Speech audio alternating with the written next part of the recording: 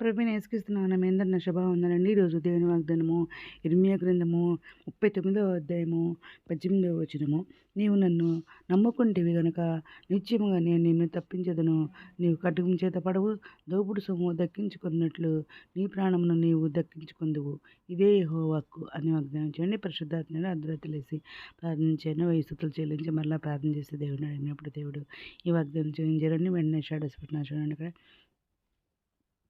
మనం ఉదయకాల సాయంత్రం ప్రార్థన చేస్తాం, మధ్యాహ్నం ప్రార్థన చేస్తున్నాం, అర్ధరాత్రి లేచి ప్రార్థన చేస్తున్నాం, స్తుతియాగం చేస్తున్నాం. బైబిల్ అయితే నేను దేవుని దయ వల్ల పూర్తిగా రాసిస్తానండి.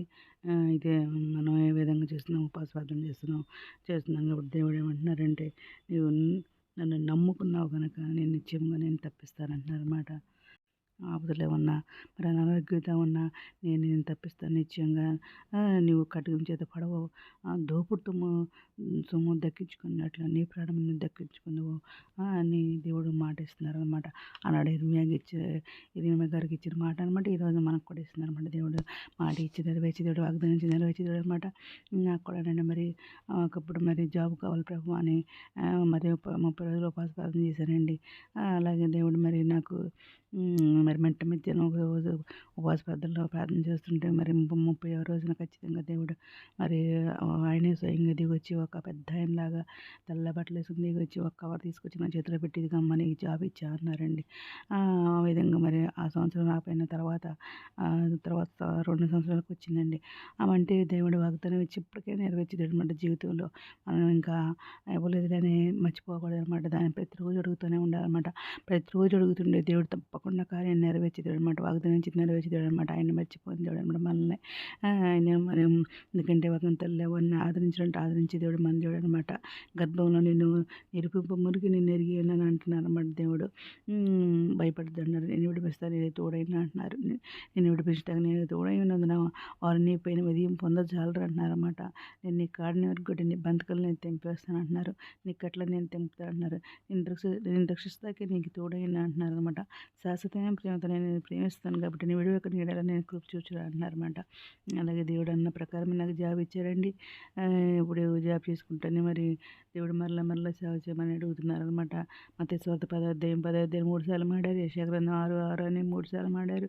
మరి పెద్ద చేలో తీసుకెళ్ళి వరి కోతకొచ్చి వంగిపోతుందండి. మరి అమ్మ ఈ కోతంతా నువ్వే కాయాలని 3 సార్లు సరందర, ఇవన్నీ కూడా సరందరనే మాట్లాడుతున్నారు అనమాట నాతో. ప్రభువా నాకు రాదు జాబ్ కావాలన్నారనమాట. అప్పుడు 30 రోజులు ఉపవాసం చేస్తే అప్పుడు జాబ్ ఇచ్చారనమాట. జాబ్ చేసుకుంటాను, అన్నీ సేవ చేస్తాను అయ్యా అని చెప్పేసి మరి నేను మరి ఆయన ఇచ్చిన ప్రతిరోజు కూడా ఒక రాత్రి దేవుడు మాట్లాడారన్నమాట. బొంబాయిలో ఉండగా మా పెద్ద దగ్గర ఉండగా నువ్వు మొదటి జామున లేచి నీ పిల్లల కోసం నువ్వు నీ కన్నీళ్ళు మరి విడిచినట్టు నీ హృదయాన్ని ఆయన సన్నిధిలో కుమ్మరించు, నీ పసిపిల్ల ప్రాణం కొరకు నీ చేతులు ఆయన తట్టెత్తమా అని చెప్పేసి దేవుడు మరి సరందరగా మాట్లాడారండి. ఆనాటి నుంచి ఇప్పటి వరకు అర్ధరాత్రి లేచి ప్రార్థన చేస్తానమాట. దేవుడు వాగ్దానం ఇస్తారు. ఆ వాగ్దానాలన్నీ కూడా పుస్తకాల రూపంలో వేయించి అందరికి పంచిపెట్టానండి. తర్వాత అలా కాదని మళ్ళీ ఇప్పుడు ప్రభువా నువ్వే వాగ్దానం నాయన అని చెప్పేసి నువ్వేం మాట్లాడిన ఆయన నాకు సేవ చేయటం రాదు నాయన అంటే దేవుడు ప్రతిదినం కూడా వాగ్దానం ఇస్తారని అడుగుతాను అనమాట. అర్ధరాత్రి లేచి ప్రార్థన చేస్తాను. 1000 స్తుతులు చెల్లించి తర్వాత మళ్ళీ ప్రార్థన చేసి దేవుని అడుగుతాను. దేవా ఈరోజు వాగ్దానం ప్రభు అన్నప్పుడు దేవుడు చూపిస్తారని వాగ్దానం లేకపోతే సరందర లేకపోతే దర్శనాల ద్వారా అలా బైబిల్ తీసి ఇదేని అలా చూపిస్తారు. లేకపోతే నా నోట ఆయన మాటల నుంచి ఆయన చేతులు నన్ను కప్పి ఉంచుతారు. ఒకసారి నా నోట అంటే అలా వచ్చేస్తామంటే అది ఎక్కడ ఉందని నేను గూగుల్లో కొట్టి మరి చూస్తానండి. ఆ వాక్యాన్ని దాన్ని పెడతానమాట. అంతేగాని నా సొంతంగా నేను ఏది పెట్టను అనమాట.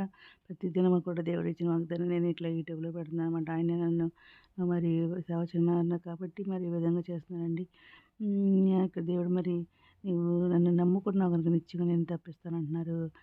తమ దేవుని ఎరుగువారు బలము కలిగి గొప్ప కార్యాలు చేస్తారంటున్నారు. ఈ మా ఎండకాలం అరణ్యంలో నేను స్నేహించిన వాడు నేనే అంటున్నారు. ఈ వాగ్దానం కూడా మరి బొంబాయిలో ఉండగానే మాడారండి. ఈ మా ఎండకాలం అరణ్యం ఈ ప్రదేశం ఈ లోకం అంతా కూడా దీనిలో మరి దేవుడే మనకు స్నేహితుడు అనమాట. ఆయనే మన తండ్రి, ఆయనే మన రక్షకుడు, మన సృష్టికర్త అన్నమాట. ఆయన మనకి రెండంతలుగా మేలు చేస్తానన్నారు. అతని రెక్కలు మనకు ఆరోగ్యంగా చేస్తాయంటున్నారు. మనిషి రొట్టె వలన మాత్రం కాదు కానీ దేవుని నుండి వచ్చే ప్రతి మాట మనం జీవిస్తానంటున్నారు. మరి ఇంకేమన్నారండి నమ్మిన అడిగిన వాటన్నీ మీరు పొందుకుంటారని చెప్పేసి ఈ దినం వాడతానండి. ఈ దినం అందరి జీవితంలో కోరుకుని ఈరోజు మనం ప్రార్థన చేసుకుందాం. మహోన్నత శాశ్వతంగా ఘనమైన నామానికి వేలాది స్తుతి స్తోత్రాలండి. అందుమంది ప్రపంచ ప్రతి ఒక్క బిడ్డని పేరు పేరు జ్ఞాపకం చేసుకో ప్రతి ఒక్క బిడ్డకి అవసరం తెచ్చిన అక్కడ కొరకు తెచ్చండి. శైలి దేవుని దేవుడు ఉద్యోగాలు తెచ్చండి. ఆది సాయం తెచ్చండి.